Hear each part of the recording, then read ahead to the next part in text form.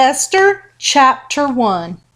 Now in the days of Ahasuerus, the Ahasuerus who reigned from India to Ethiopia over 127 provinces, in those days when King Ahasuerus sat on his royal throne in the Susa, the citadel, in the 3rd year of his reign, he gave a feast for all of his officials and servants, the army of Persia and Media, and the nobles and governors of the provinces were before him, while he showed the riches of his royal glory and the splendor and pomp of his greatness for many days, 180 days.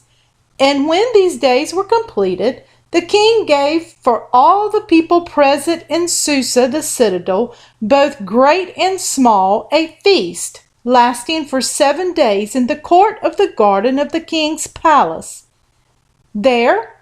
were white cotton curtains and violet hangings fastened with cords of fine linen and purple to silver rods and marble pillars,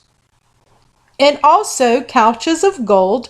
and silver on a mosaic pavement of porphyry, marble, mother of pearl, and precious stones. Drinks were served in golden vessels, vessels of different kinds, and the royal wine was lavished according to the bounty of the king. And drinking was according to this edict: there is no compulsion, for the king had given orders to all the staff of his palace to do as each man desired. Queen Vashti also gave a feast for the women in the palace that belonged to King Ahasuerus. On the 7th day, when the heart of the king was merry with wine, he commanded Mahaman, Biztha,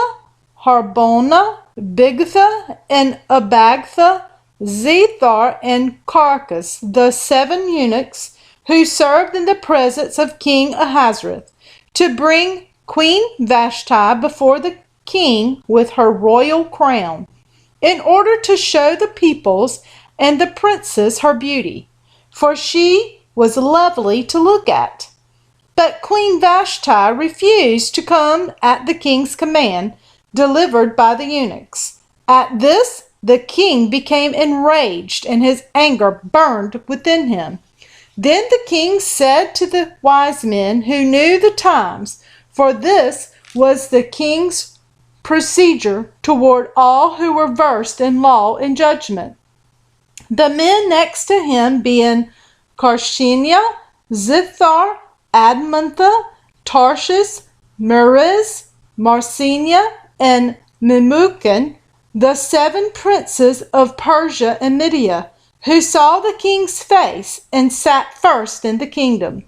According to the law, what is to be done to Queen Vashti, because she was not performed the command of King Ahasuerus delivered by the eunuchs. Then Memucan said to the presence of the king and the officials, not only against the king has Queen Vashti done wrong, but also against all the officials and all the peoples who were in all the provinces of King Ahasuerus. For the queen's behavior will be made known to all women, causing them to look at their husbands with contempt, since they will say, King Ahasuerus commanded Queen Vashti to be brought before him, and she did not come.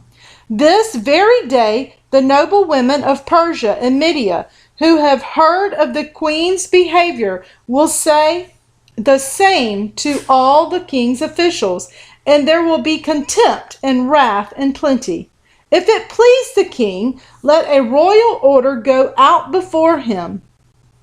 and let it be written among the laws of the Persians and the Medes, so that it may not be repealed, that Vashti is never again to come before King Ahasuerus,